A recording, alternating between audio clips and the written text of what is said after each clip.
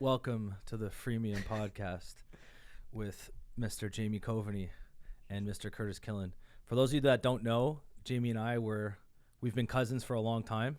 Since I guess we've been cousins since January 26, 89 when I was born. 89? Before that, we were not cousins. Because you didn't exist yet. Exactly. You were in your mom's belly. Yep. Yeah, so we've been cousins for 33 years. Yeah. You're 34. When did you say? January 27th?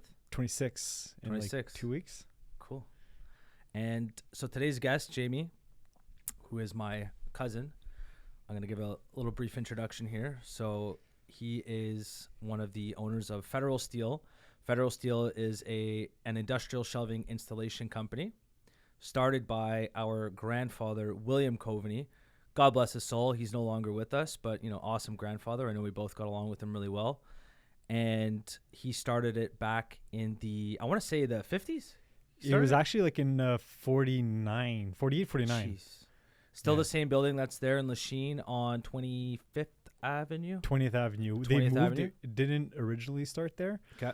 They were in lower Montreal. Montreal West, I think, right? Yeah, exactly. Montreal West. And then they moved to Lachine, I would say about 40 years ago or something like that. So it's safe to say it's been there for a while. It's been there for a while, yeah. We're part of the decoration. And so I almost done the introduction. So Jamie, one of the owners of Federal Steel. Also, this is a fun fact, I would consider you now a triathlete and ultra marathon runner. I think you can start saying that, where it's kind of funny when someone does one triathlon or two. You don't have the right to say that you're a triathlete yet. I think it's fair to say you can call yourself a triathlete now, or a long distance athlete, whatever you want to call it. I try. Endurance athlete. Endurance athlete, yeah, that's the word. That's the word, yeah. Yeah. But welcome to the podcast. Thanks a lot for coming by. Thank you very much. I'm happy to be here. It's a lovely setup, and it's fun to be here and with Bella. And we got the dog here. Is it weird listening to yourself in the in the earphones? The first time I heard myself with the headphones, I'm going, oh my God, this is really weird. And it took me about 10-15 minutes to adjust. It is, but I actually kind of like it. It's a cool feeling. Makes you have kind of clear thoughts. Yeah, exactly. I can hear myself think. So yeah, the Freemium Podcasts, we interview young professionals, young entrepreneurs. I always have trouble saying that word. Young entrepreneurs, people that are trying to level up their career. Basically, we have a focus on, we're both based in Canada. So, but we got a bit of an audience in Ontario, like Toronto, Ottawa, Montreal. So, but yeah, we just always talk about real things that business owners have to deal with, not the, like what I was talking to you earlier before, not the fluffy bullshit like, oh, get up early, work hard, and, go to work every day. And of course you need to do those things, but everyone does those things. So I like having the honest conversations as much as possible, talk about the stuff that people don't necessarily like to talk about, or people that business owners get uncomfortable talking about, because everyone can relate at the end of the day. That's the point of what this podcast is. So if we can get started, let's just talk about, or you could talk about whatever you'd like with regards to Federal Steel. So give us a little backdrop on. I'll give you a backdrop on Federal Steel, but before that, kind of like you just mentioned about entrepreneurship and how it's so it could be challenging, but at the end of the day, we're all humans, So it to some people, I think they might have a perception of entrepreneurs being like the big capitalist or the big bad guy or something like that. But at the end of the day, we're all humans. We're trying to just do the best and support our community, our family, and like stuff, so I find that, it's good to have an open discussion about entrepreneurship, and to say that, like it is tough. There is struggles. There's those long nights, all those questioning yourself and your abilities to do things. And it's good to have a different perspective of kind of like that. Is this worth it? So what I'm doing right now, is it worth it? Because I'm really stressed and I haven't slept well in 2 weeks. And when I go home, this is something that I struggle with. I've gotten way better than in the past 3-4 years. But sometimes when I get home, I cannot turn off my brain. And then I start getting stressed about it because then I can't sleep. And I know the feeling now. Let's say it's 8, 9, 10 o'clock. And I go, oh no, my head. It's like one of these nights. Yeah. And I'm just wound up. I've gotten way better at calming myself down. But yeah, we all struggle with things like that. Some worse than others. Yeah. But, you know, and I'm sure people that aren't entrepreneurs deal with that as well, for sure. But it's just kind of, like you said, it's just being human. Yeah. So, Federal Steel, like you said, family business. We've been around for just over 70 years.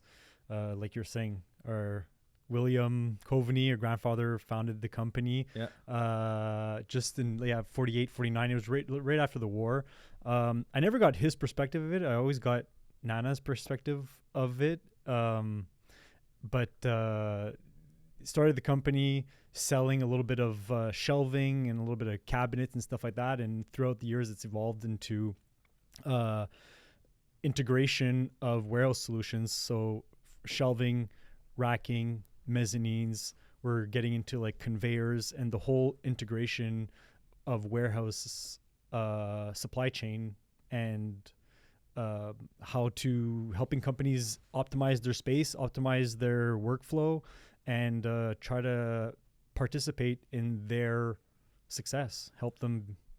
So for just a quick question, for those that are not super familiar with the terminology that people use for shelving installation, what you guys do, what Federal Steel does is they will, and correct me if I'm wrong or feel free to add anything. Basically, let's oversimplify this. If you're an e-commerce company or you have a distributor and you have a warehouse and you warehouse things in your warehouse to be sold, you'll come in. Let's say it's an empty space of 40,000 square feet. You'll come in, go, okay, what do you guys need? You'll give some suggestions. You'll build all the shelving for them to basically store all of their merchandise, all their stock to be sold.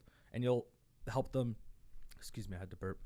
And you'll help them optimize the space, because I have seen a lot of stuff like that where e-commerce companies, you know, if you have a 30,000 square foot space to distribute whatever, you can optimize that. It's a massive difference, because it could be the difference between a distribution company needing to go out, rent a second location, or they can keep the same location, cut the cost because they don't have to get the second location, and just have the space more optimized. So is there anything that you would like to add to that, what Federal Steel does? Because like all the terminology, mezzanines, it's all the gibberish other stuff, to people that don't know. 95% of the people are going to go, you do sure. What? Yeah.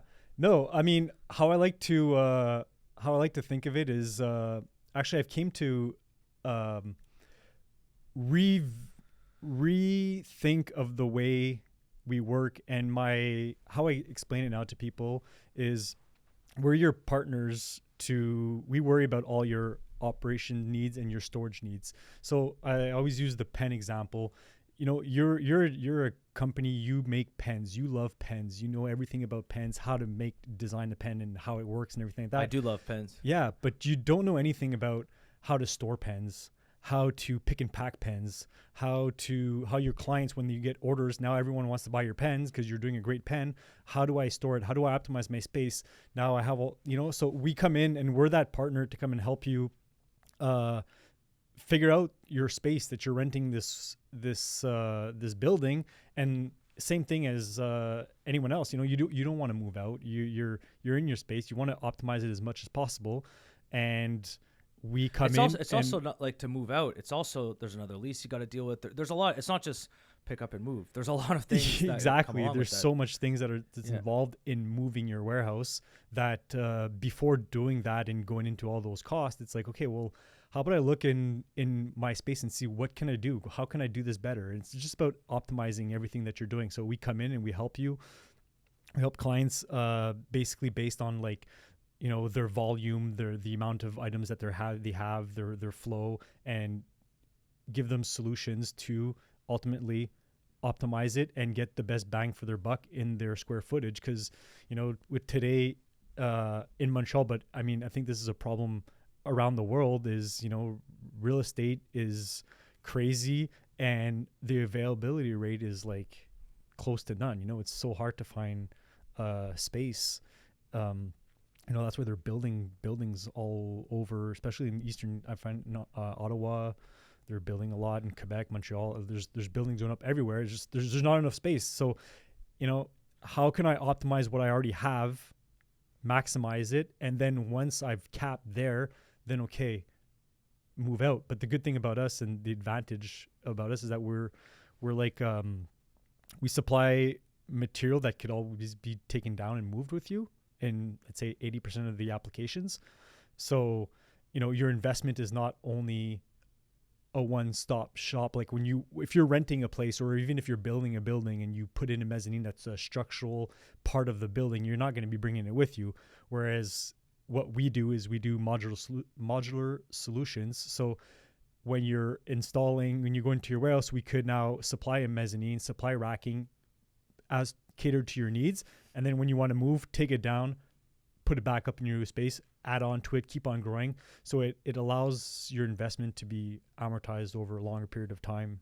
And you can just focus on selling your pens. And we focus on making sure that you can bring your material in and ship it out, you know? Who are your main clients? What industry? It's crazy. I mean, we honestly, I mean, we're doing a lot and have been doing a lot more in e-commerce. Obviously, it's a big industry, but I mean, and we're gonna come back to that because I wanted to, but I have a question about that, a follow-up question after. But continue. But I've been in the business. I grew up there. I was going there when I was a little kid, running around in the back and doing nonsense. But I mean, I remember going there as a kid too. Yeah, and we had a Michael on top doing the jewelry. Yeah. It was cool. Yeah. No, it was. But now I've been there like 10 years, like very, like serious and focused. Maybe more serious the last like 3-4 years. But we deal from everyone from like pharmaceutical companies to aviation to warehouses, manufacturing, and we do projects like for schools. You know, when you think of it like a janitor in a school has all their cleaning products in their little janitor room, like they need shelves to store it. You know, we help them, and that's something that at a period in my life when I was younger, I was working at Federal Steel. And I was like, I'm not going to be selling shelves the rest of my life. What is this? This is ridiculous, you know?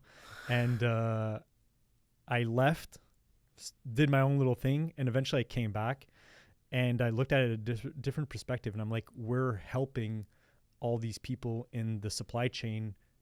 So whether it's the janitor who needs to store his things for your children that are at school, or it's Air Canada storing parts for their planes or whatnot for repairs, or a distribution center selling stuff. Like in the pandemic, I remember when the pandemic started, we were getting calls from like hospitals and stuff like that. They were like, we need shelving, we need these bins, we need all these solutions like now. And it kind of helped also kind of realize more of our purpose, you know, like everyone needs to store things, and it's a problem in the world today. And I like to think that it serves a little bit more I feel like I'm someone who wants to have a purpose in my life, and I feel like I'm participating in that whole sphere of helping people store their needs, because everyone needs to store stuff. So my client would be anyone who needs to store things. That's my answer. So do you think, because you guys have definitely taken a big spike over the past couple of years since the pandemic, do you think your spike in revenue, or we can call it your success, the recent success, the company has always been successful, but your recent success, is that in part due to the fact of the rise of e-commerce companies? So they need to basically create all these distribution centers. Do you think it's in part the fact that real estate has gotten so expensive, and therefore the rents that these companies need to, or the lease agreements they're going to have, are going to be more expensive? Do you think that it's because of your maturity as like a person, as a leader in the company, that the company has been doing well recently? What's the main reason? Because it's obviously, so for the viewers, you have experienced over the past 3 years, what, you've probably doubled your revenue, tripled your revenue? Yeah, probably tripled, yeah.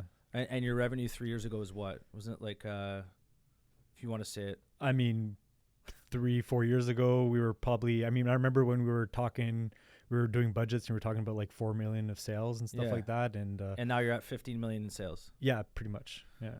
So it's not bad. C'est pas pire, mon ami. C'est pas pire. Joey, pas pire means not bad. Joey's from Vancouver. So yeah. Pas pire. Yeah, c'est pas pire. So this is an obvious, I think it gives you some credibility to talk, you know what the hell you're talking about, to take a company from 4 million in annual revenue up to 50 million annual revenue. Every single time I talk to you guys or speak to your father, who's still, we'll talk about him a little bit later, but things are going well. What's the main reason, or what? I know there's multiple reasons. What are some of the reasons that you guys have been experiencing this recent jump in revenue?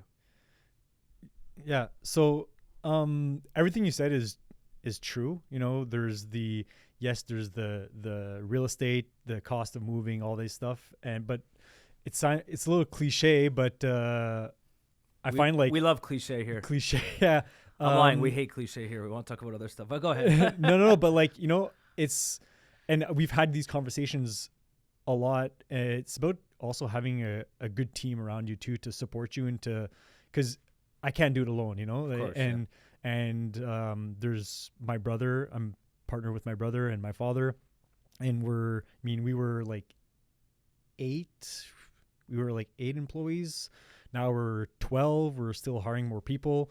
And it's just finding those key people that are helping do the day-to-day and that allow us to go after these new projects that we didn't have before. We didn't have the infrastructure to do it. Now I have trustworthy people that I can help delegate some stuff to and support them and help them grow. So I find that having the team around, a good team, has been crucial in our growth. Obviously, yes, e-commerce has blown up. So a lot of people are looking at, I feel like a lot of people got caught with their pants down, before the pandemic. Everyone was kind of like, oh, e-commerce. It was like a thing. It was like, oh, you do it's good. It's coming, whatever. We'll do a little bit. And then COVID hit. It's like, everything's closed. Like, what am I going to do? Yeah. I got to sell online. Shit. Yep. Okay. I don't have a warehouse. I don't have a structure. I don't have this whole setup. Fuck, what do I do? Okay. Call some people, and the whole e-commerce world blew up. And, just this morning I was having a conversation with someone and we were discussing that. But what we were discussing also was the fact that I find that, there's going to be a moment where e-commerce, people are still going to want to go to retail. They're still going to want to go to the stores. They still want that experience. So there's going to be a pivot back. I think everyone's playing catch up to kind of get into that curve of the e-commerce and try to get onto that wagon and be set up to sell online. Hopefully, with what we're hearing on the news and stuff, it doesn't slow people down too much and it doesn't scare them. But I think they're going to want to come back to, people are going to go back to retail at one point. So I would agree. And I don't think that retail will ever completely go away. For example, I'm one of those people. I like to go, if I get in a mood, all of a sudden I go, I need a coat. I'm going to go to the store. I'm going to buy a coat. I don't want to wait 2 or 3 days to get shipping. I want to go. I want to try it on. Same thing with the pair of jeans. I don't want to order my jeans online. I want to get them, and I cannot stand, I know they've made it, the e-commerce companies like Amazon, they've made it as easy as possible to return something. I understand this, but I don't know why I despise returning things. I just it's like I get angry. Yeah. And a lot of times I'll literally just leave it in the corner. So I get pissed. It's not rational, but shit like this, I like to go to the store, try it on, it fits.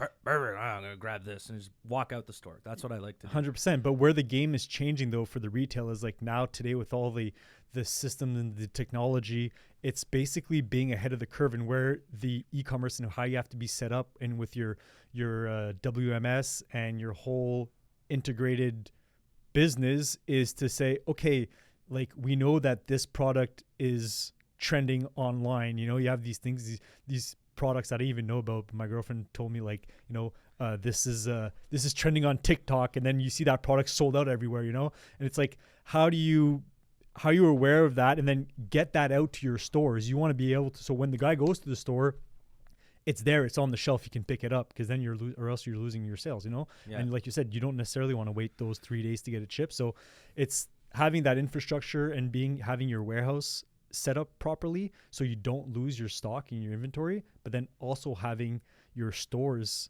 set up and organized properly in a way that like you have track of everything that's going on. And that's where I think there's gonna be a big pivot in like because I know you have been working on expanding the operations or the services that Federal Steel offers, and I know you want to be a one-stop shop, so have engineers and stuff in there as well. Do you ever want to also expand into, how do I say this? Expand into becoming a consultant, I guess, for distribution companies. So you're like, hey, I'm going to come in, I'm going to take care of your shelving. That you're going to pay me up front, or whatever the terms are normally. I'm also going to, so from an e-commerce perspective, or from an actual just logistical perspective, we're really good at this. This is what I'm seeing from my other clients, my other distributors, because I build shelves for a lot of distributors. This is what we can help. This is what we can bring to the table in terms of being consultants for people in your industry. Have you ever thought about that? You can say no. It's like, no, Curtis, we never have. No, it's like, it has nothing to do with anything. But no, this is just like where my head's going, kind of, right? Because it's like everything, you're coming in to basically optimize the space for distributors to be able to sell their stuff efficiently and keep their costs low. That's what you're trying. That's what not trying to. That is what you do. Yeah. Does it make sense for you to expand into? It's like naturally the only / one of the avenues that we could take to expand, and it's actually like part of our plan is looking into that. There's obviously other things that we're looking at also, because you're trying to become more, what's the term, more turnkey, right? I mean, I've recently, in the last couple of years, I've been working on bigger and bigger projects, and the thing that I realize is that there's too many cooks in the kitchen, you know? Like the client, he wants to deal with one person. He doesn't want to give us an example of what is a big project for Federal Steel. Give us you don't have to say the dollar amount, but what's considered a big project?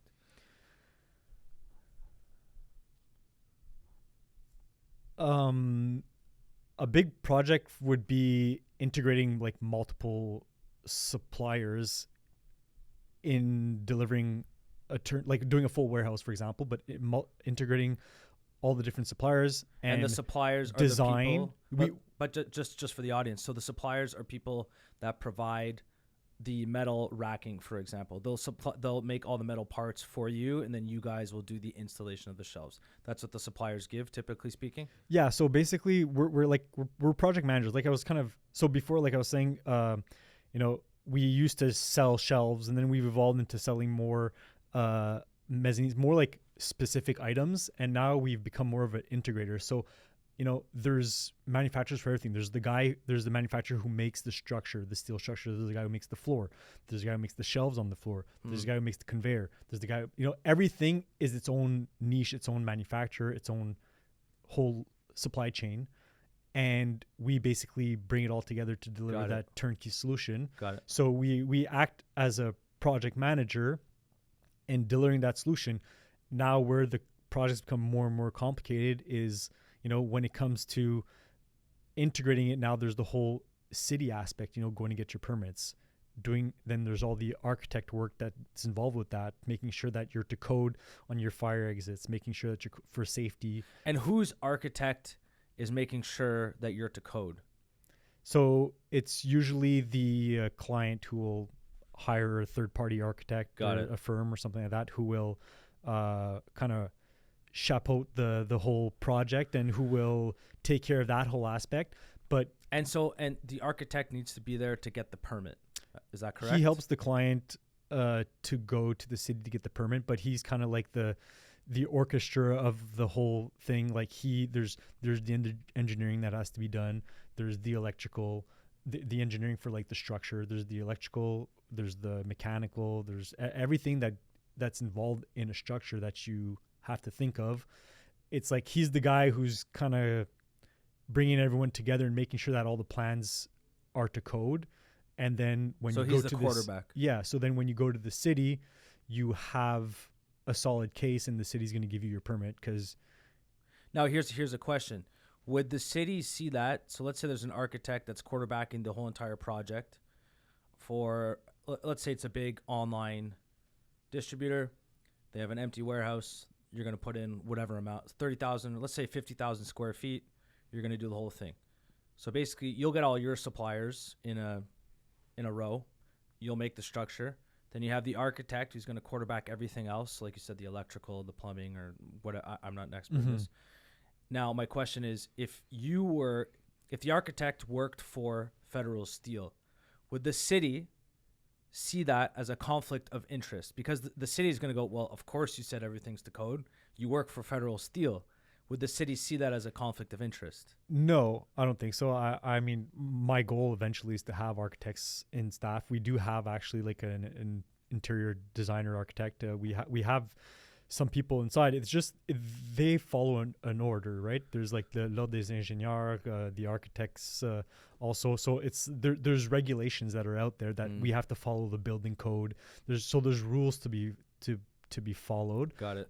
What happens is there are firms that specialize in playing with the code and playing with the wording, because it's all wording. It's what it is. It's a contract. But even the city, they base themselves on, do I give them the permit? Yes or no? Does it meet the building code? Yeah. And then the building code says you have to do white on black. But like there are, like in everything, there's gray lines, and it's kind of like, how do you go through those gray lines to not cut corners and be unsafe? It's just that, sometimes it's a little too rigid. And in today's world, you need to be a little bit flexible. You need to be able to move around because things change all the time. So you need to be able to do like a little shimmy, a little dance, a little salsa. Exactly. So it's you have people who specialize in just that, and just playing with those. It's not to cut corners to cheat the system. It's to cut corners, make sure everything's safe and done properly. It's just that.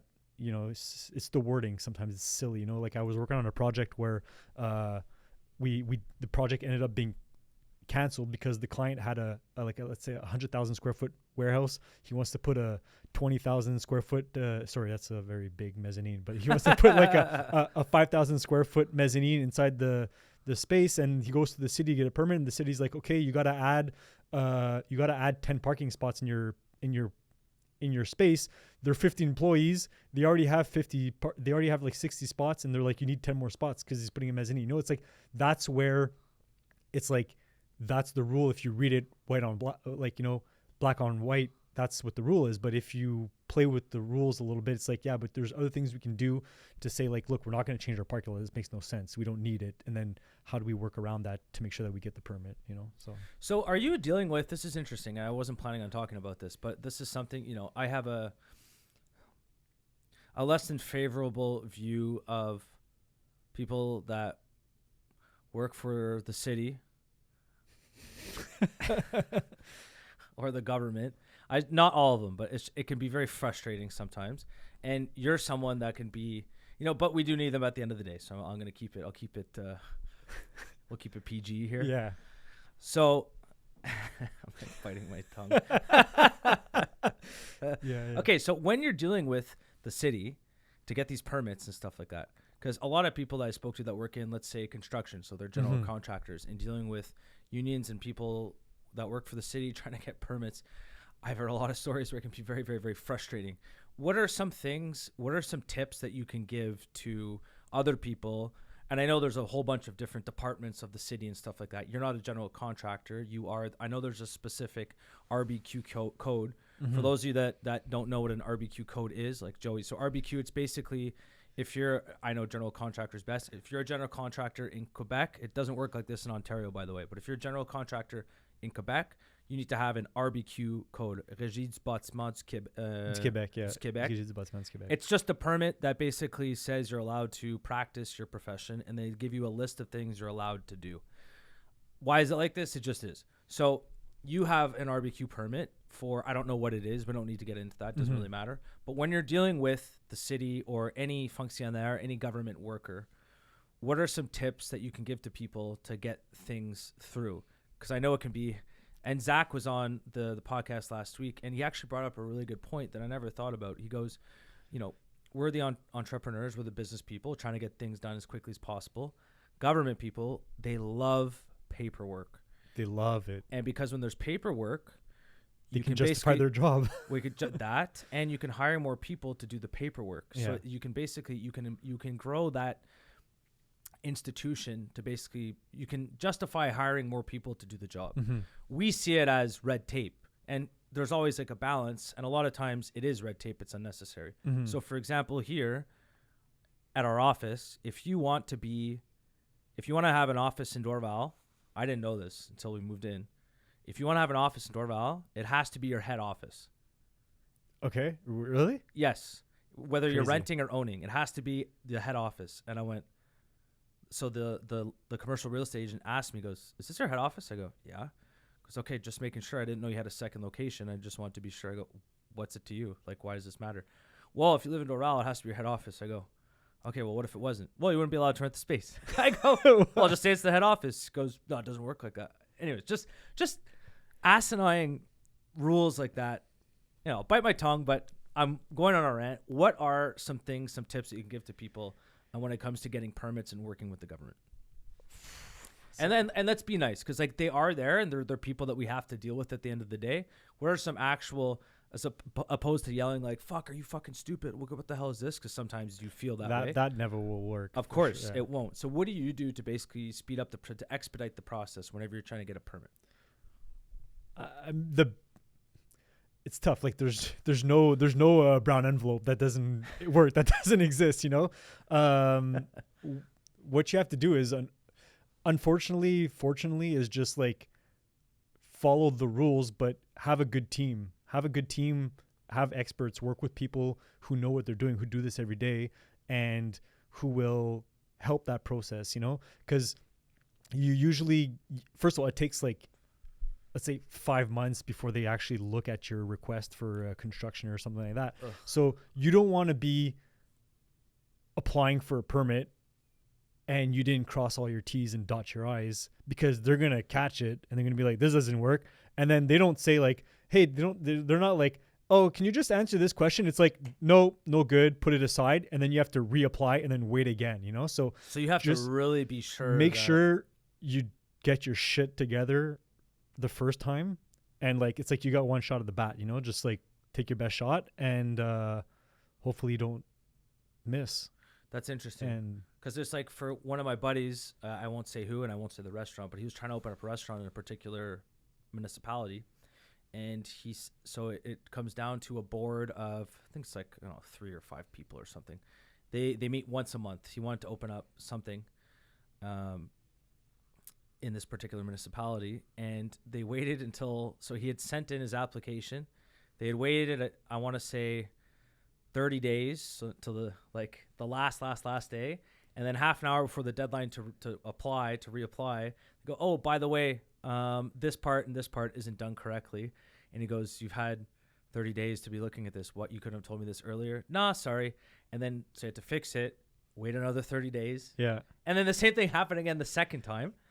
And then he finally got the third time. But that delay, that's a 60-day delay. Yeah. Now we're looking at. That's crazy. You know what I mean? That's 2 months. That's a lot of time, especially when you're trying to, for you're an already established business. You don't have to worry about, well, everyone has to worry about cash flow, but you have cash, you got things. If the project doesn't go up, you got 10 other projects going on. It's not the end of the world.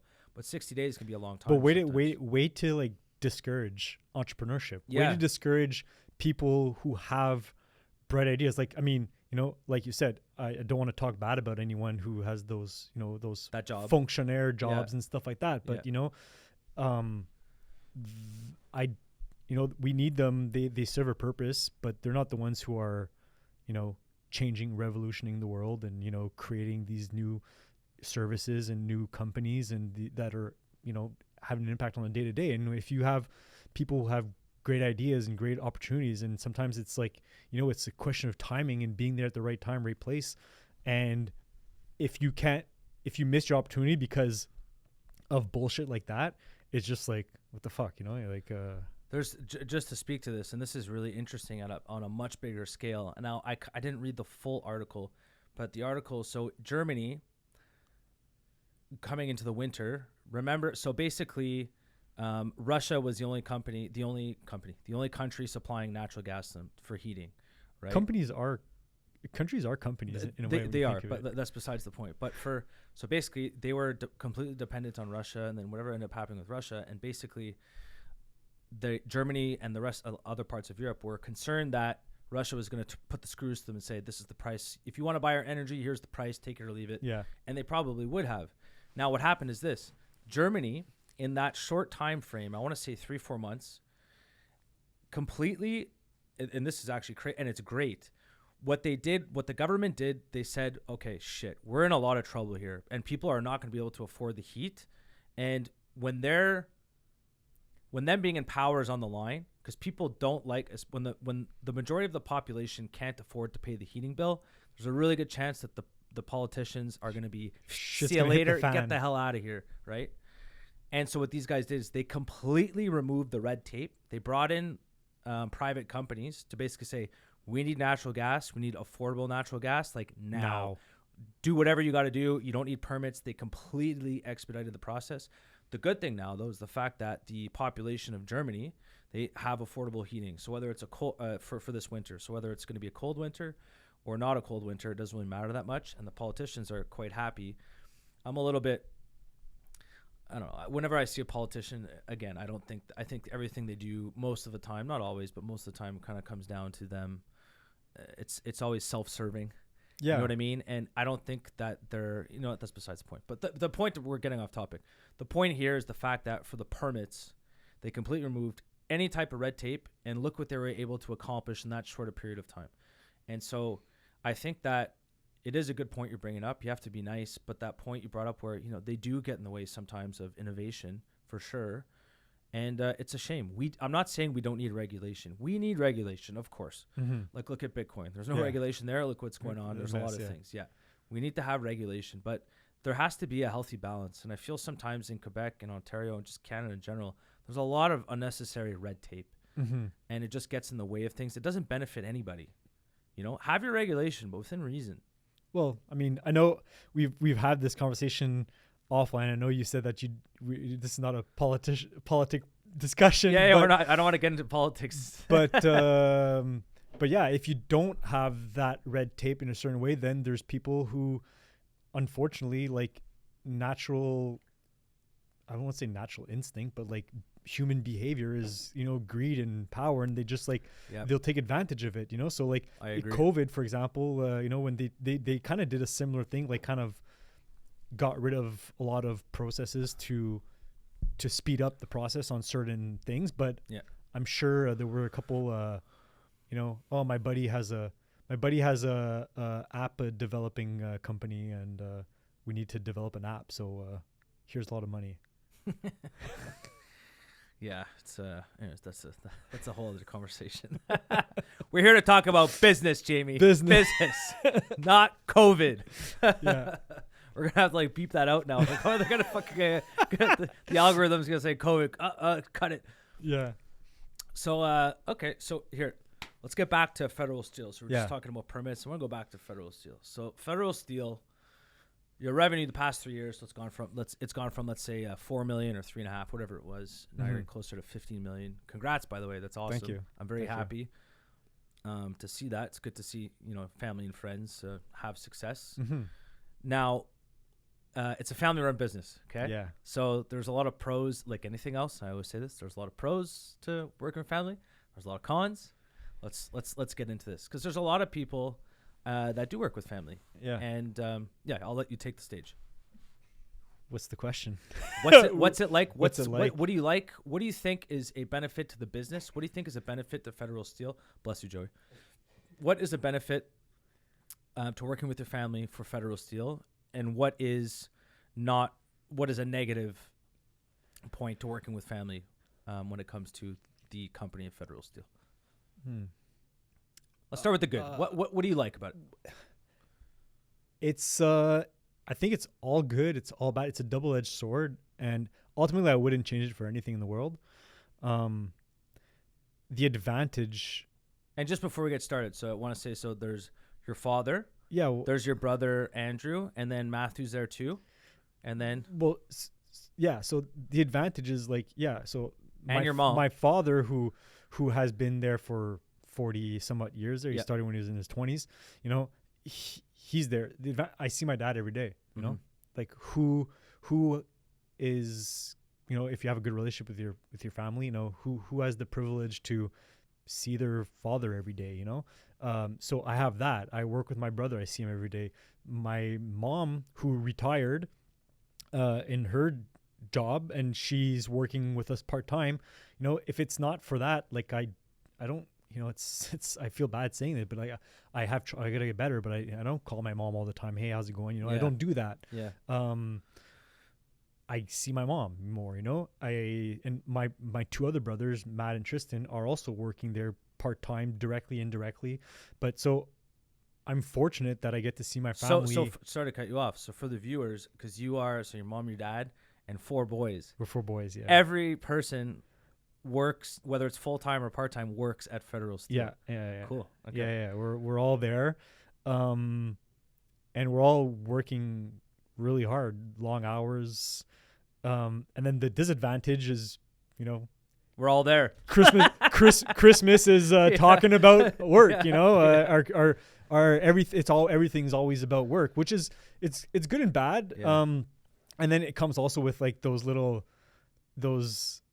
know, is when your parents are telling you, you know, when you're at home, when you're growing up, your parents telling you to do stuff, you're like, you know, whatever, shut up, or whatever it is. But like now you have that same kind of chemistry, but like in work, but then there's other people there and you got to be professional. You got to kind of like, you can't, you know, so you can't look at them and go, are you fucking stupid? Yeah, exactly. You know?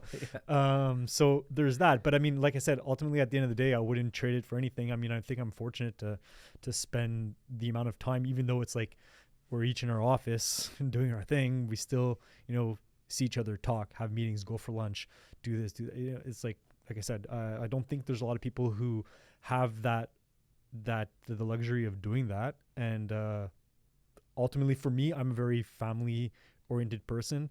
I love my family a lot, and I find it a privilege to have them around me. So cool. I appreciate it. Cool. That's a very nice, I'm sure they'll be happy to hear that. Aw, that's so cute. Cool. So it's like, so when it comes to, okay, so you like that. What's really, really good though? So when it comes to the actual, so that's more the emotional side of things. Yeah. It's good. When it comes to actually running the business, let's take emotion completely out of it. When it comes to actually running the business, what is good about having your family there? Trust. Trust. Yeah.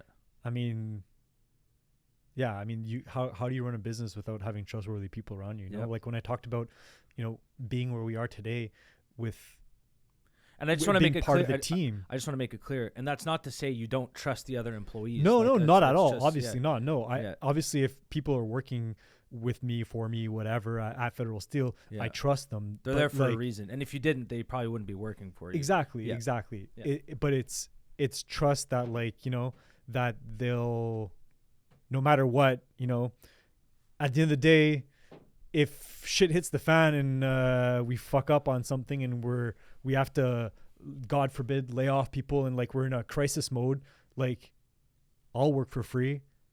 My brothers will work for free. It's like, we got to get it done. You know, you have that, and you have that ability. That's obviously, you have people that you can rely on and you can trust to help you, and, you know, having those meetings, but those also meetings become very heated, you know, when you're like, you get a little bit of that, you know, brother rivalry, and gets kind of escalates in a meeting being like, you know, my way, and then it's kind of arguing a little bit there. So that's a challenging moment too. And sometimes, you know, you want to be respectful with your parents, and, you know, they have a different way of seeing things and doing things, and you have to kind of juggling that. It's not like an employee where you can just say, fuck off, you're fired or whatever, get out of here, I don't want to see you again. It's like, I'll see you next week for dinner, you know, like it's unless you want to burn that bridge, but I don't recommend it. But so that is definitely a challenge too, like biting your tongue sometimes, and it kind of makes you, I guess, a little bit more I don't want to say flexible, but a little bit more like, yeah, you bite your tongue, you got to be like, okay, like work around. You can't always have it your way, you know. When you're an entrepreneur and you're running the show, it's oftentimes it could be my way or the highway. But when you have those people there, they're there they'll give you a bit more push that an employee would not necessarily tell you, like, well, I don't agree with what you're doing, you know? Yeah. And sometimes you need that, because sometimes you're like in your vision and you're like, this is how it has to be. And like somebody tells you, no, don't do that. You're like, oh, fuck off. Like that's and the sometimes way. it's good and sometimes it isn't. Yeah. Some good feedback, bad feedback. You got to take a little bit of everything. And because there's also like the other opposite, where sometimes, you know, if you're working with a sibling or a family member that isn't always like that. Sometimes they might just say, I don't agree with that for the sake of just saying that because they're your brother. You know, like I could see myself doing that sometimes, which isn't right. No, but it's not good. But just go, no, we're not doing it. We're doing it this way, just for no reason at all. I sound like an asshole right Power now. trip. I guess. I don't know, man. Maybe. No, but it's like at the end of the day, it's your business, it's your vision, it's your baby. You know, it's like you think you're doing it. You think you have the answers. You know, it's like I got the answers. It's clear in my head, but sometimes you need that outside perspective to be like, no, man, like. Look around you, man. Everyone's going this way. What are you doing? Why are you going there? You know, like, and you're just stuck in your way. And sometimes you need a little bit of harsh reality in your life. I want to switch gears a little bit. And I'm going to look at the camera right here. We're going to switch gears, baby. Oh yeah. Camera time. Where are the cameras? Yeah. You can always say three like, cameras. This one here, this one right here. That's your close up. That's like the sex shot. That's like, that's just, your beautiful it gets face. The flow, it gets everything. Yeah. Kind of pretend you have the hair. Okay. We're not really switching gears. Okay. But we're going to switch gears a little bit. Okay, so when it comes to you work in a very, we could call it blue collar, I guess. It's very it's like a construction job. It's like hands-on, right? So you need people, you got to build stuff. If you want to call that blue collar or not, but just I always associate like general contractors, even though they're not really blue collar, but I look at it as a blue collar job. It's not an insult, just it's hands-on. So when it comes to, and a lot of these companies, they're very traditional when it comes to advertising and when it comes to branding. And it's a lot of like our grandfather, Sean, my father who worked in sales, you know, this is before technology existed. So a lot of the stuff that they do, it's very, it's old school. Not to say that it doesn't work. It does work. Cold calling and knocking on doors and having good salesmanship does work. But is there anything, and I know you guys do that, what have you guys done? Have you, in order to, so this increase in sales that you've had over the past couple of years, yes, part of it's due to the environment. Yes, part of it is due to having a good team, but there's another side of it too. So we, for example, both work with Federal Steel and KBD Insurance, both work with Harvest. Yeah. So they help with the branding. What else are you doing to accompany just the old school sales to help Federal Steel increase their revenue year after year? Marketing wise, you're talking about, right? Yeah. Marketing, branding. Yeah. It's funny because I was telling you before, I have on my Friday mornings is like my working on the business days. And I actually talked about that this morning, and I'm like, you know, we actually don't do the physical labor, if you want to call it that way, like the blue collar stuff. Like we have subs that do that. We're more like the product manager, but I understand what you're saying. We're in that field. Yeah. One of the things that I was talking about is like we're in the service, and how do you brand service? And because when I think of branding, I always think of, like, for example, Apple. You know, it's beautiful. I love packaging. I don't know why. It's the dumbest thing. Like I love getting a box, opening up. I have instructions. I don't even read them. I'm just like, oh, it's so nice and gorgeous, placed properly, and I just put it aside. I'm like, nice. Everyone loves getting an Apple case. It's so satisfying. Just open it up. You're like, oh, yeah, so yeah, it's true. And like, you know, it's like, but I'm like, how do you recreate that in a service, like that experience? So, you know, what I'm trying to work on is creating that experience with my marketing, and it's something I'm actually going to be talking to Harvest. Shout out to Brandon. Like, we've been doing a lot of work, obviously, on it, you know, with more of a social media presence, you know, being consistent. We have a brand manual, being consistent with our documentation, our website, all our like quotes that go out have a certain thing, but like it's how do you bring it all together and have. So do you guys do that? I didn't know that. So you have, when you're sending out quotes, you have the logo, you have so everything's consistent when it comes to the brand side and just the client experience of working with Federal Steel. Yeah. And that, and it's been a work in progress, and I'm trying to work on more. Like I have my buddy Adamo, who does who Harvest did the design. I'm working with my buddy Adamo, who's going to be, you know, we're going to do some t-shirts and some hoodies and some hats and some yellow vests and stuff like that. Yeah, just yellow vest. Yeah, so safety vest. Interesting. Safety. I was like, it's an interesting choice for a hoodie. Yeah, it's a safety vest, you know, and you know. What about like the hard hats? Federal Steel hard hats? Maybe get the hard hats too. We'll see. Yeah, See how it goes. Get like a little sticker. Safety on it. first. Yeah. But yeah, it's having that look that like, how do I create that experience for the client that like, okay, these guys are legit. These guys know what they're doing. You know, like everything is. I'll just say it again, consistency, man. It's like that's the hardest thing to do. Whatever you're doing in life, the discipline to be consistent on everything, from waking up in the morning to sending your quote with your logo on it, to having your guys on the job site with their attire that match in, you know, your customer service, everything. It just has to always have the same message, the same branding. What are you putting out there? You know, that's your product. We're all selling something at the end of the day, you know, where that product. Now, how do you get that message out? So, but just to like, how do you get most of your clients today? Is it mostly word of mouth? Because I know Andrew, your brother, he has a big part when it comes to word of mouth. He has a big mouth. He's a big Andrew.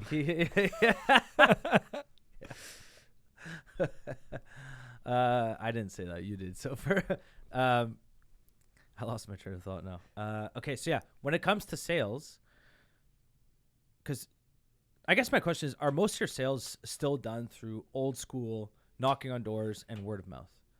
Word of mouth, yes. There's less knocking on doors. It's like, because you guys are more well known, I guess, today. Yeah, but it's just like, I feel like, I mean, look, knocking on doors, I think, you know what, we should be doing more of it. You know, we're just fortunate enough, you know, touch wood, we're fortunate enough that like we're busy, and our projects are long. They take a long time. There's a lot of time involved in investment in a lot of people. So like, I don't have time to go knock on doors. We don't have time to go knock on doors, and we're getting leads. We're doing, you know, Google campaigns.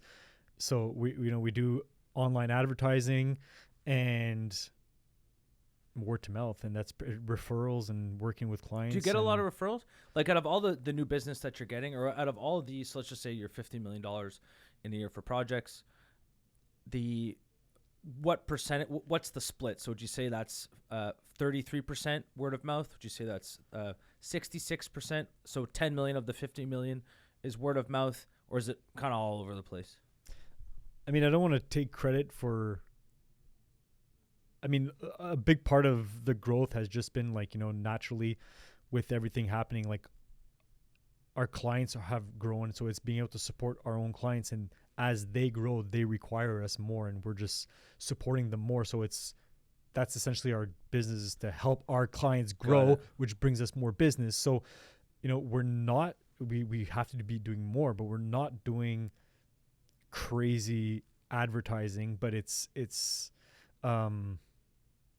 but if it were to be like all our new business is all referrals from either our suppliers who are like, talk to Federal Steel, they're doing a great job, and because we're delivering projects on time and we're delivering projects done properly, and you know, everyone's happy, so they're like, hey, talk to these guys, are doing a great job. So we're getting a lot of referrals from our suppliers, and the other part is clients are like, hey, I worked with Federal Steel, it went well, like, call them up. So I'd say like all our new business is probably, it's almost all referrals. Yeah, most of it is all and referrals. Those are great leads. Referrals are always, word of mouth is always, because the trust is already there. Yeah, if you're gonna see, I forget what the stat was, but if someone referred to you a company or a product to sell or work with, the fact that one of your friends, someone you trust, told you to, hey, you should go speak to these guys, it's a huge plus. The trust is already like way higher than it would be otherwise. Because cold calling, you know, I've done cold calling. I'm sure you've done cold calling too. Yeah. Cold calling, when you do finally make the sale, it's amazing fun. Because you're like, yo, dude, this guy didn't trust me at all at the beginning, and I earned his trust. I broke through the barriers and got the sale. But the reality is, cold calling, even if you're good at it, it's 1 out of 100. It's a grind. So you got 99 no's to get the one yes. Yeah, that's the reality. But that's why that yes feels so good, though. Oh, God, does it ever. Yeah, it feels so good. Like when you, you know, when you get that client who's like... feels good. all right, make sure you do it right, make sure you deliver, and you're like, yes, master. I remember and once you just kill it, and then they're like, fuck, Yeah. man, the guy's young. Yeah. He looks like he just got out of school. He doesn't Yeah. know. He was giving me some truth. He was bullshitting me a little bit, but I can see it. But Yeah. he fucking delivered. And they'll always give And you they're a like, chance. you know what? Good for you, And then they call, and he was honest, and like, Yeah. if you fuck up, be like, hey, I made a mistake. There's this, but I got a solution. We're fixing it. That's the most important thing. Is like, at the end of the day, there's a lot of people like this whole like fucking ghosting mentality. It's weird. That's just like, I don't know. We had 2 guys ghost today. What? I'm not going to say because I'm not 100% sure that they ghosted, but I'm like pretty sure. Dude, we had a guy. we have a telemarketing team. We had a guy. This is a real story. Real story. 3-4 weeks ago. And he came in to work. Sat down for an hour. This is a real story. Joey, you were here. So he came in for like an hour to work. And then, so he just, David was running the team. And the guy was, okay, I gotta go to the bathroom. And then 5 minutes passes, 10 minutes, 20 minutes passes. So David's like, what the hell, man? Dude, it's your first day. You just started. Like, you're an hour into the job. You can't take a 20-minute break. So he goes like, okay, I'm gonna go to the bathroom. I guess going to the bathroom. Goes into the washroom. No one's there. So he comes back to the office, looks around, goes, this guy just go. He came to work and just bounced. He probably got it sent. It's called later and said, "Can I get my 4% or something?" Anyways, but yeah, when it comes to cold calling, it's great. I got another story. I got a second story. I'm full of stories today. Full of stories, man. Let's go. So let's hear it. one of the cold call. So I call this guy. He was a not concrete. They make, so if you want to have fancy stone walls put on the outside of houses, they didn't do the installations, but they would make the nice sexy stones to put on like a nice house. Okay. So it was an industrial building in the Techno Park in Montreal. Cold called him. Had to get through. Yeah, call me back. He was Russian, I'm pretty sure. Eastern European or Russian. I didn't fully ask, but I'm almost positive he was Russian. He's still a client of ours today. And so call him up. Pushes me aside. Doesn't give me the time of day, but it kept saying follow up. Anyways, I followed up like 5 times. Finally he goes, man, you don't give up that easily, do you? He said, well, you keep telling me to call you back. He goes, okay, my renewal is this date. Come and see me. So I go and see him. I'm asking the questions. He's very, very, very cold. And I don't know why. I've always liked Russian people because they're very blunt and they're very straightforward. Yeah. I like that because you can read them very easily. Yeah. It's not like they're not phony. Yeah. You know what I mean? So I go see them. And then I go, okay, can you show me the operation? Yeah, sure. So it goes, okay, this is how this is made. This is how this is made. It's nice, good, clean operation. We go into the office after, okay? So we're sitting down. So I'm sitting down. I'm talking to him. He's behind the desk. And I'm asking him the questions, like what's your annual revenue? What's this? What's that? For like insurance questions. And his partner comes from behind me, okay? So he's standing behind. And they start, and his body language is still very, very, very cold, okay? And they start speaking in Russian, okay? Like that, like... So he's sitting there, and the guy, and he's standing literally like directly behind above your head. They are full blown trying to intimidate me. So I'm standing there, but I go, okay, Curtis, like this is a test. It's like, don't worry about it. Obviously, they're not like actually threatening, but they were being very cold. I'm convinced they were trying to intimidate me to see if I was a little bitch or not. Yeah. They don't. Who wants to do business with a little bitch? Yeah. So got through that, left, shook the guy's hand. I actually called him back, and then the second time I came back, came with the price, came with the protections. He was way, way, way nicer to me, probably because the price was really good and I saved him a bunch of money. but nonetheless, and since then, after that, it was like they're like open arms, come on in and all that kind of stuff. At the beginning, you passed the test though. But those people there, and this is what people about cold calling or cold outreaches need to understand. You don't want to go see that guy or that girl who has open arms because that means they have open arms with everybody else. Yeah. You want to go in and see someone that you have to break down their barrier. It's going to be a lot more difficult, but chances are, and these types of clients, they're the best clients. They're loyal. They like you. They appreciate the fact that a lot of people get annoyed with the cold call, but if you actually do it professionally, they appreciate the fact that you did it. And look, they're not going to enter into a relationship unless it's win-win. Mm-hmm. For us, like you're going in, hey, this is what I can do. And for us, it's basically like, You have to be comfortable for commercial insurance, comfortable with us, and obviously I need to save you some money. Yeah. So it's like, it's no sweat off your back, but yeah, it's kind of just down to cold calling. I mean, one thing that my father always said, and is people buy from people, and it's so true. So it's just like, and that's just a test of like, let me test your personality, see, like you said, are you a little bitch, and who am I dealing with, Yeah. But ultimately, people buy from people, and they just want to, have real people, like who like, when shit hits the fan, that they'll call you up, and you'll be like, hey, fuck, okay, I'll get on it, let me fix it, let me find a solution for you, and that's ultimately what your service is, is helping those people in need. They never need you until it's time, right? And then they never need you until they need you. Yeah, exactly. Yeah. And then if you don't come through, then you're kind of toast. But that's the big. It's walk the walk and talk the talk and walk the walk. Yeah, you gotta. I agree. So again, we're just gonna keep tying to, and there's gonna be something else that I've noticed. So for you've been, and I salute you for this. You haven't drank for 2.5 years now. It's partially true. It's gonna be 3 years in January. Yeah. I have drank, but like I think 3 times. But it was like special occasions. Like I went to Atlanta with my brother. Yeah. And it was special occasions that I have. But I have definitely changed my drinking habits. But you completely changed your lifestyle, and we don't have to talk too much about like the actual personal side of things. But you completely changed your lifestyle, and I've said this before. And that's, I keep coming back to, why do you think Federal Steel, and I know it's not just you, it's the whole team. Why do you think Federal Steel keeps having this success? And at the time where you stopped, let's just say stop drinking and having that lifestyle, the company is like this. It's gone like vertical. Yeah. And so I think, I asked you this once outside, and you're like, oh, I don't think it has anything to do with that. I beg to differ. I think it for sure does, because you're approaching work with a clear fucking mind every day. Yeah. And I mean, you have nothing else to do basically it's not an insult, but it's like, I know it's true. All weekend you're kind of like, okay, well, okay, well, I'll think about work. All my shit's done. I got up at 7 this morning. I got all my errands done. I have the rest of the day. It's a nice feeling. Yeah. So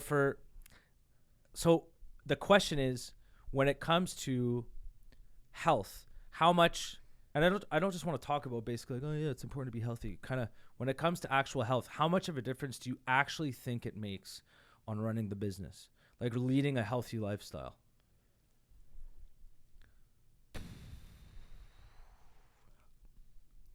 I find that for everyone has their own way of doing things for sure, but like for me, it's definitely helped me big time on just like you said, like the clarity of coming in and being able to do my list of things that I had to do, accomplish things, set goals. And it kind of it's like, when you're younger, you kind of like, you drink and you party, you have a good time, and it's like, you can't wait for Friday, and like, it's gonna, oh fuck, we went out tonight, it's gonna be fun. And it's like that's over. I can't wait for Monday. I love going to work on Monday. I love my job. I love every single day. I love everything that I do.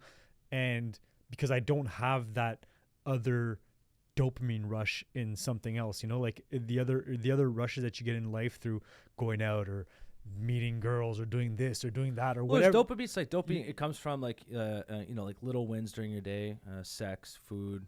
Yeah. Some people gambling, alcohol, drugs. These are all things like exercise. Yeah. These are all things that give you like dopamine. But having that clarity and like you said, kind of that extra time, and I'm like how can I make this better? And I'm like, okay, putting the time into work and then having clarity and having more of a vision and understanding things better.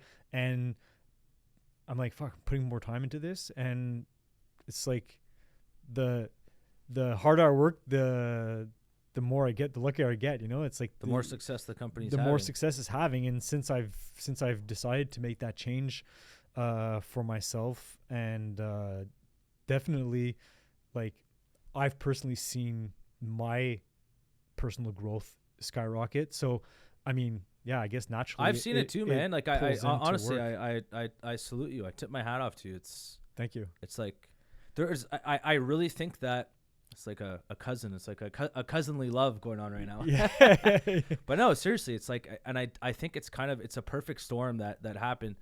You getting we'll call it like what it is. You getting your shit together for whatever happened, and I still remember like kind of the discussions we had. But for you were like, hey, I need to level up here. I think that's what we don't need to get into this, but you're like, I need to level up. I think the outside environment when it comes to the business, so we can call it luck, but COVID hit, the rise of e-commerce, that definitely helped. The fact that there's maturity going on in your company, like with Andrew, other people, they have more experience, they're stepping up to the plate as well. But all these things put together, they definitely, it's nice to see the rise of the company, so it's just things like that. But for when it comes to health, the older I get, not that we're old, I just turned 34, but the older I get, I see, it's like, I look at it like a sports league. So it's like, why do you want to beat your competitors? You're not sure why, but if you're a professional athlete and you have a big game tomorrow, well, you're going to be leading a healthy lifestyle. You're going to exercise. You're going to eat properly. You want that clear mind to perform at your best the next day as well. 100%. And if you take your career seriously, the more I'm learning so much about like diet, sleep. Sleep is key. My God, sleep is like everything. And if you're going out and getting bamboozled, your sleep's you're not going to sleep well. Yeah. And you're going to come to work the next day with a super cloudy mind. And that people will feel that, and they'll see you're just sloppy. Yeah. Everything you do is sloppy. You made a little mistake in your presentation. Yeah. When you didn't put that extra hour into looking back at the company, and when you're doing your pitch and you're presenting to the client, you're not too sure exactly what you do. Oh, I forgot this. It's like, how is the guy going to actually trust you when the guy is giving out a multi-million-dollar project and you're like, you're not too sure, and you forgot. Oh yeah, sorry. Yeah, I said I was gonna get back to you with that. I didn't get back to you because I fucking was out all night and I forgot to do it. Like, obviously, like, bro, like, I was getting bombed last night, baby. It's like, bro, it's like, all right, cool, man, you had a good time last night, but you just. It's like, I don't fucking care about the time you had last night. We have a contract in front of us right now. Yeah, so it's like I guess you're not getting it because you didn't come to play. So you got to come to play, like you said. You got a big game tomorrow. You gotta rest the night before. There's no one going into the only thing for business though is it's just basically like it's every single day. And I think it kind of comes down to, if you're a type of person, what do you want for your business? Do you want to use it as, it's like the same thing. Do you want to live to work or work to live? And for you, you're more on the work to live spectrum, and it's not an insult. I'm more on the work to live spectrum as well. And some people work to live. They want their 9 to 5, go home, and they want the lifestyle, and the work's just there to basically give them an income to live. And there's nothing wrong with that at all. We're a little bit more on the other side. And I'm kind of just ranting about nothing right now. So. No, but it's true. Yeah, I've definitely worked to live, and I want to be healthy to be able to do this forever. I there's no retirement plan. When I meet with my financial planner, is like, oh, you got to put away for RSPs. I'm like, Shut up. Why? I'm not going to retire. I'm not going to get my RSP. Yeah, okay, sure, whatever. There's other benefits or whatnot, but like, I have no plan in retiring. Like, I want to do this forever, and I want to, the purpose in doing this, it's not even to sell out. I don't even have any kids, but I want to do this so that my grandchildren can work at Federal Steel. Like, it's pretty fucking cool. Our grandfather started it 70 years ago, and if I can get it to them, like the 5th generation and stuff like that. Did he ever? How did that work? Did he? I don't know. I don't know the answer to this. Did he sell to Sean, or did he gave it to Sean? It wasn't given to Sean. It was kind of like, I don't know. I'm not. It's a little complicated. I'm not too sure. Yeah. I don't know if it's something that might be something that I don't want to necessarily share. Enough. Yeah. But fair. So I don't know. Is this where I say like cut that out? No, we'll just keep it here. It's like exactly. You don't want to talk about it. That's fine. Yeah, exactly. But this is like the one of those I don't want to talk about. It's a personal thing. Whatever. That's fine. Yeah. No problem. But just because it's a little. I wasn't sure myself. I'm sure there's like family dynamics and shit or whatever. Well, it's because. Okay, we'll just switch. We won't talk about this. Okay, so now, big question coming up here. So, again, with the success that Federal Steel has been having, and these are other stuff that we've been talking about, and this is something that other businesses, I'm sure, are having the same issue with. You have, we don't have to say what it is, but you guys have positive cash flow year after year. You are reinvesting right now into the company. What is the main thing that you're doing with your profits that you have on the side? It's like a lot of things, because like we had this discussion as well. So just for like, we're going to have profits this year. And one of the things for profits, I'm not sure what we're going to do with it. For me, like, for example, I'd like to, with some of that money, I'd like to go buy another agency. I'd love to. You know what I mean? For the money that you guys are making year after year, what are you looking to do with this extra cash? Are you just putting it in a GIC on the side? Are you looking to reinvest and hire more people? Does it work the same? Because we're insurance, it's quite easy to buy. You're buying the book. It's all recurring revenue. I don't know what it's like in the industrial shelving industry. What are you trying to do with the success you guys are having? I guess the bigger question is this: the success you guys are having, you're making money. How are you going to continue to grow with the profits you guys are making? It's a cool question, and it's fun. It's like I find that it's like the first time in my life that like I don't know the answer to that right now, but I have so many ideas, and like it wasn't a question I could really ask myself in the past, because like we were making money, but it was like, we made a bit of money, everyone got paid, get a little bonus, get a little something, and it's like keep it aside for little rainy days. But now it's like, okay, like the rainy day funds is kind of like growing, and it's like, okay, well, eventually you got to do something with it. And now it's fun because you can actually like start looking at, okay, let's look at this company. What do they do? How can I integrate that into my services? Like vertical integration for different services. We talked earlier about, doing that consulting, how can I go get those consultants into hire consultants, get them, offer new service, hire engineers, like, and if I why not buy them? You ever think about that? Buy what? But you want to expand the services you guys offer. Yeah. So not to buy like a direct competitor, but to buy. So for example, you want to offer the architect. Again, I don't know the industry as well as you do. You want to offer that architect to basically give the stamp of approval. Yeah. Just so that you guys can build it, to expedite the process. Why not buy like an architect firm, for example, or something like that? Like if you want to, like, here to make it easier, because I don't know your industry that well. If I wanted to start offering life insurance, the best way for me, not to say that I would do it this way, but ideally I would love to go buy a little life insurance agency. Boom, now we can kind of synergize. I can start offering life insurance as opposed to starting from scratch. Because one of the things that we're experiencing right now, so like Ontario, we're not as present, we're not as big in Ontario as we are here in Montreal. We're having success, but it's very difficult to build. It's a lot more difficult to build starting from scratch because no one knows who your brand is, and they don't trust you. If they don't know who you are, they're not going to trust you. Yeah. So it's a big issue when it comes to these things. Not issue, it's a challenge. So would you rather start from scratch and go hire someone, or would you rather buy someone? Example. So, but a question for you a little bit though. Like for you, if you're saying in Ontario you're having difficulty with your brand and not that they don't difficulty, but like they don't know your brand. So it's not out of the ordinary. But if you go buy another company, yes, you're not reinforcing your brand. You're reinforcing. You're going to buy that company that they know that name, right? So then you have to like transition. How do you slow transition, change the logo, put both of them together, slowly phase one out? And I've had these discussions with insurance company or with a particular insurance company about. Ideally, I would love to, and if anyone's watching this and there's someone or an insurance broker for sale, I would love to have a discussion with you. I'm being dead serious right now. So I would love to go in, let's say, for example, go to Toronto, purchase an insurance broker there.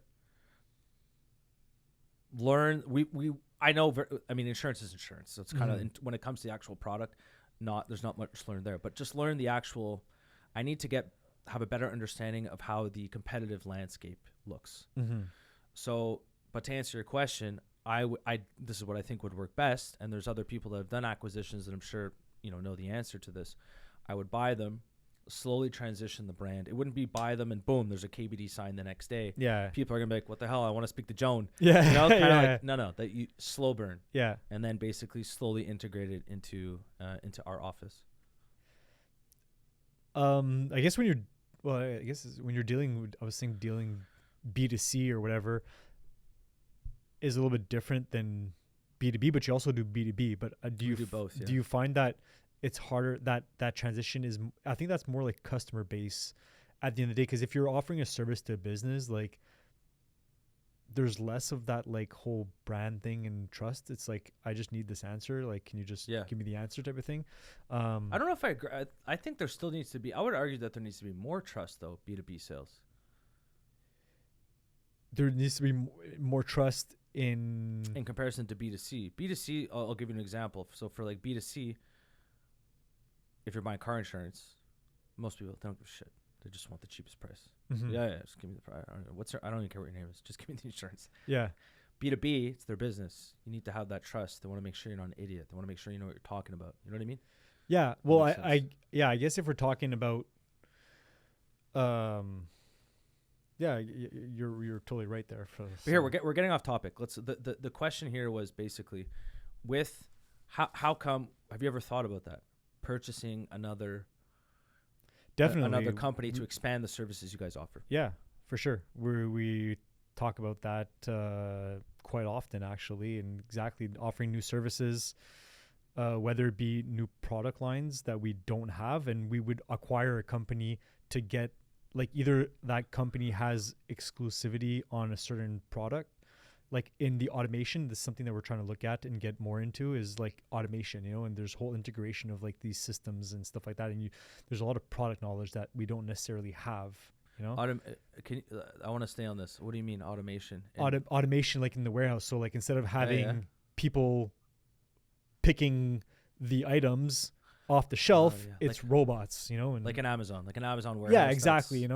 So there's a lot of shit that goes into automation and that whole engineering company aspect. Like, does Amazon do that? Is the tech behind the automation, so the robots going to the shelves, is that Amazon that designed that themselves? Is it in-house, or is that a third party coming in? Are there any other major companies here in Montreal or in Canada that do this, that basically go, let's say it's like a massive company, a massive e-commerce company, and they go, hey, Jamie, hey, Federal Steel, I'd really like for you to, we got a 200,000 square foot warehouse. I need some shelving. I really want to get this automation done too. Like, I want to cut costs as much as I possibly can. Can you help me with this? Yeah. So like, are there other companies besides Amazon that are doing this right now? And you could say, I have no idea. I know Amazon does it. I don't know if other ones are doing it. Yeah, for sure. There's plenty. Everyone I think is trying to look at that and try to see how they could, because at the end of the day, it's an investment, but it's gonna benefit them. They're gonna, in the whole point of automating is to cut costs in the long run, Yeah. And there's some it's again, you're gonna approach more of a consultant who's gonna kind of analyze your whole needs and kind of go into the nitty-gritty of justifying that investment, because we're talking like multi-million dollars. Like, if you want to go a whole integration, most of the manufacturers are all like, I'd say like most of them are in Europe, and there's a couple in the States, and in Canada there's like integrators and stuff like that are specialized in that sphere. Interesting. But yeah, one definitely in the to-do list. It's in the 10-year plan to be because it's integrating coming. Those for sure. Yeah, and I feel like you have to, because if you were able to kind of develop that niche, that expertise, the companies that are going to be able to afford that are going to be big companies. Yeah. And if you can place yourself at the front, if you can place Federal Steel at the front, going, hey, we know what the hell we're doing with these. We've done a couple of installations. We know how it works. We know what we're doing. Mm-hmm. I feel like that would just be a great opportunity as well to get into those bigger contracts, because you're not going to do a guy with a mom and pop shop distributor with a 20,000 square foot warehouse. He doesn't have the money. He doesn't have the money to do that. No, exactly. No, you're dealing with the big guys, but hey Bella, you want to come up? You want to come up? Come on. There you go. Hey Bella. Oh, hey Bella. Let's go. Hey, the star. Hey girl. Yeah, there you go. I think she's uncomfortable. I usually don't let her on the couch, but you know what? It's a special day. It's a podcast day. So the cousins in the house. So Yeah, no, for sure. It's definitely like, it's the big boys that are making all those investments. And, and that's like today in the world that we are in, and like with this kind of recession lingering around where people are like, what's going on? Like a lot of people are like, fuck, do I hold on to my gold? And I don't want to spend it. I want to just hold it because I don't know what's coming. And the problem though is that if you're not making those investments today in e-commerce, your competitors and stuff like that, your competitors are, the big guys are, they have the money. And when we're going to come out of this in 2 years, when things are going to pick back up or whatever, a year, whatever it is, if you didn't make those investments, like, you'll be behind. Ciao, bye. You know? Are you guys trying to, here you go. This dog's kind of, hey, Bella. You want to go outside? Okay, I'll let you outside soon. I think she wants to go to the bathroom. What was I going to ask? Okay, so right now, most of your clientele, it's around Montreal, or it's in the province of Quebec. I think you do a bit in Ontario. We do a bit all over Canada. I mean, I'd say like 80 to 85% is in like the greater Montreal area, and then we do some. Because we had a discussion about Toronto. You know, if the opportunity presented itself, I would definitely take a stab at Toronto. Yeah. I'd like to have boots on the ground. I would move there if I had to. To be honest, I'd like to do that. Yeah. I'd like to I want to go set up shop and go to Toronto. But here we're getting off topic. Let's not talk about me. Let's talk about you. Do you want to?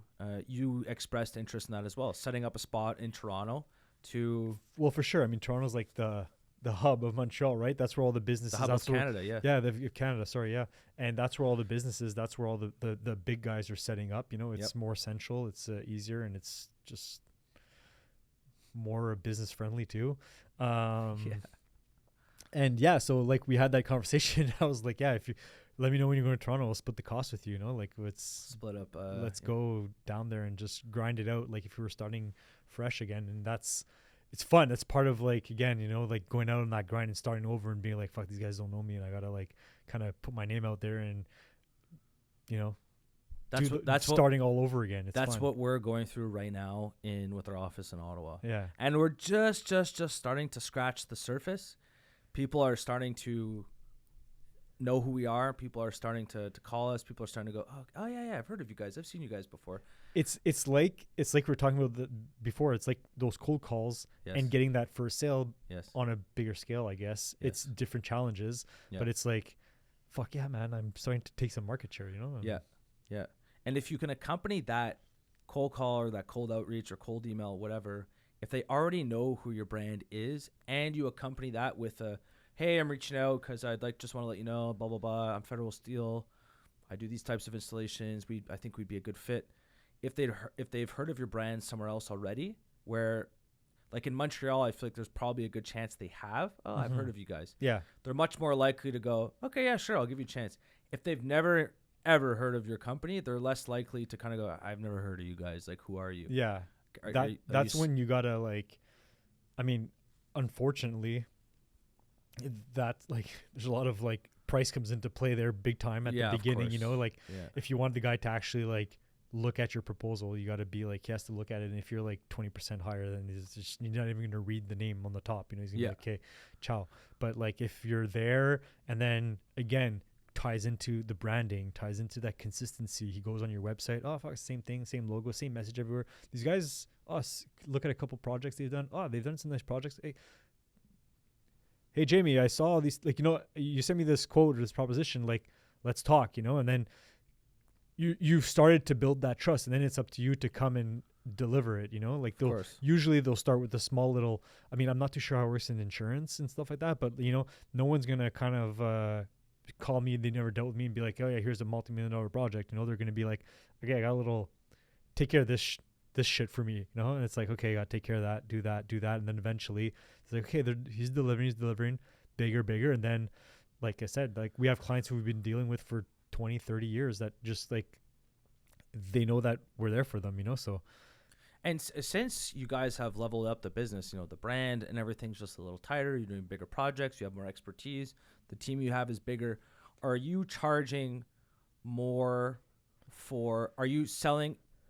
No, that's not a good question. Is it easier to sell the service?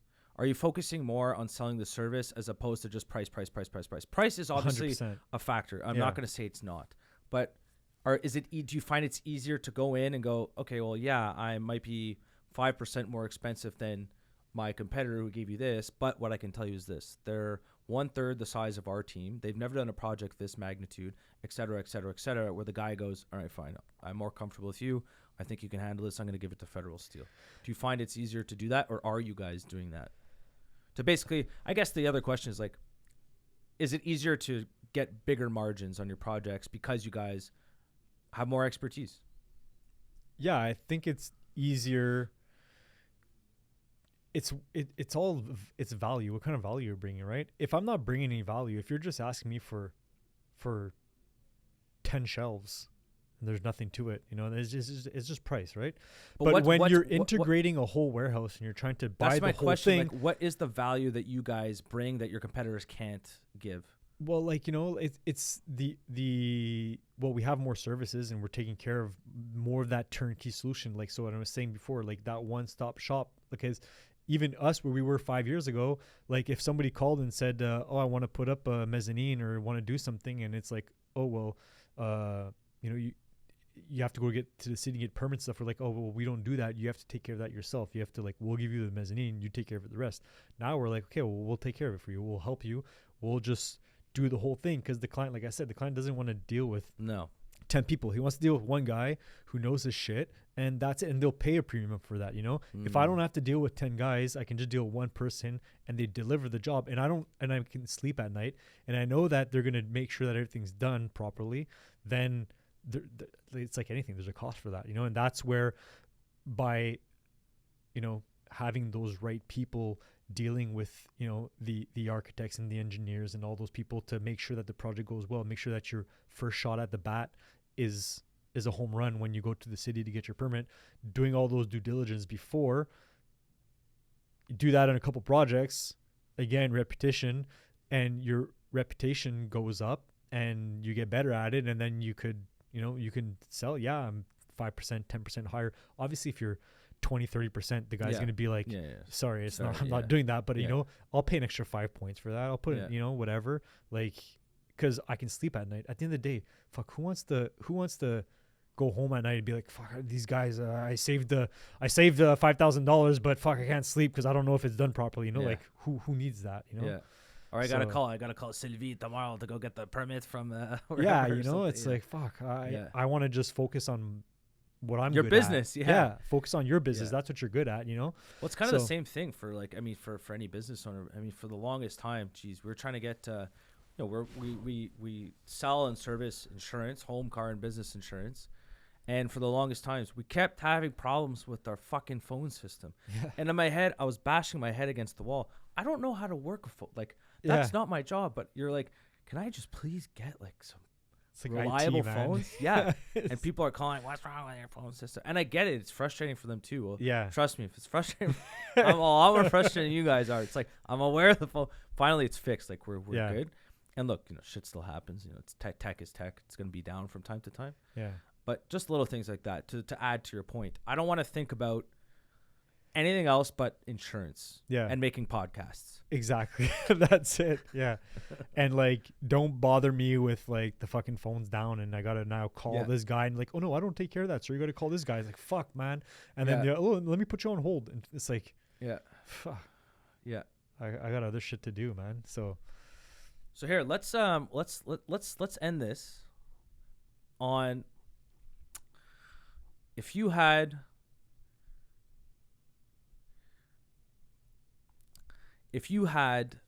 to do this all over again, and this is a question I asked Brandon from Harvest, if you had to do this all over again at Federal Steel, so Jamie of 10 years ago or whenever you started working at Federal Steel, what would you have done differently?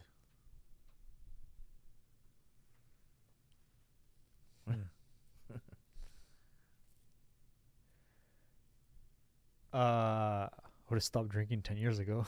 Yeah? Wow. Yeah, for sure. That's a great answer. Yeah, for sure would have stopped drinking 10 years ago.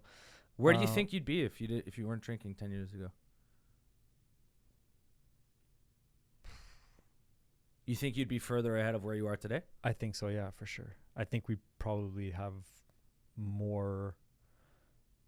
I mean, oddly enough, the drinking and stopping the drinking gave me the confidence that I didn't have before. And you kind of, you know how people, you know, you drink to get, you know, it's that confidence, you know, it gives you confidence. It gives you confidence and all that stuff. Yep. And you think you're fucking on top of the world, and you know, I'm drinking, and you think you know shit and whatever. And then when you don't, and then you're like, okay, you're facing it head on. Yeah. And you're like, shit, like I can do this, you know? That was always one of my biggest fears. Well, not biggest fears, I'd say, but one of the things, like when I stopped drinking, it was like, I was always like a party guy, you know? I like to do a show and have a good time. And it's you like, still like to have a good time. Like, and that's it. I was like, oh no, I'm not going to be drinking. I'm not going to be able to go out, and I'm not going to like, I'm going to be weird. People are not going to like, I'm not going to be funny. I'm not going to be doing that thing. And I'm going out, and I'm like sober, and I'm like having a great time, you know? I'm like still dancing on the table, still karaokeing, doing all the things I love to do. And I'm like, fuck, you know what? I don't need the alcohol. And I actually remember my night, you know? I remember what I did, and I can get up the next morning and still go get stuff done. And so that gives you confidence, and you're like, shit, what else can I do? And then, you know, do sports or any activity. Endurance stuff. Just get out of your comfort zone. That's like the biggest thing. And I feel like people say that all the time, but it's so true. Like to just step out of the comfort and push your boundaries, and don't let people kind of say, oh, that's too much, you know? Like don't let any dream be too much. I've heard someone say, like, if your dream isn't like, what was it saying? It's like if people don't tell you you're crazy when you say your dream, it's like it's not big enough, you know? And it's like dream big and just fucking give it all you got. And that's and believe in yourself. I think that's like the key, because I think a lot of people, like we said at the beginning of this, you know, we're all human. We all have the same kind of fears and insecurities in one way or another, you know? And when you start doing things and you realize, like, shit, I did this, I got it right. Like, fuck, man, I'm actually a decent person, you know? I know how to do shit, you know? And then it just builds up, and it's just like, it becomes I'm pretty good at this. Yeah. So if I did that 10 years ago, I feel like I'd be at a different place. Maybe I'd be the same place, who knows? But I don't regret anything. At the end of the day. Hey, live and learn. Live and learn. And fuck, we're just gonna be only 34, man. We still got a lot of time. It's just the beginning, baby. Can't wait. It's just the beginning. Can't wait to see the next 34 years are gonna be like. You know, exciting. Well, this is Jamie Coveny of Federal Steel. Yes. Well, sir. what's the official? What's your official position at Federal Steel? My official position is Presidente and VP, Vice President. Yeah, operations. Is the old man Sean Coveny? He's still the El Presidente on paper. Yeah, on paper, Sean's still the big boss, and you know, Andrew, who is basically like, I'd say VP sales type of thing. You know, and I find, you know, if that's one thing, you know, we complement ourselves very well, in the sense that, like, when I was saying big mouth before, it was a joke, but it's true, but it's as a compliment, you know, like he knows how to sell shit, man. He's good. Yeah. But I like that little, I like gadgets. I like technology. I like to understand things. I'm like, oh, how does that work? And I'm like, how do I build on that? You know, how do I get bigger? How do I get better? Things. How do I like better? I like how this works. I want to improve this, and then like learning about it and tweaking it and growing it. I like that. That's my strength. And I find that needs a lot of patience in a certain sense. So you and Andrew complement each other well. Yeah. He just like fucking, he'll go sell this shit. I give him all the leads. Like I help to create things to bring leads, and he just fucking knocks them out the park all the time, you know, and runs the shit. It's great to see, man. Nice to see you too, buddy. Thank you for coming by on the Freemium Podcast, baby. Yes, sir, baby. Woo, let's go. Woo. It's like the Ric Flair. Woo! Yeah. Thank you very much. Thank you. Cheers. All right. Ciao.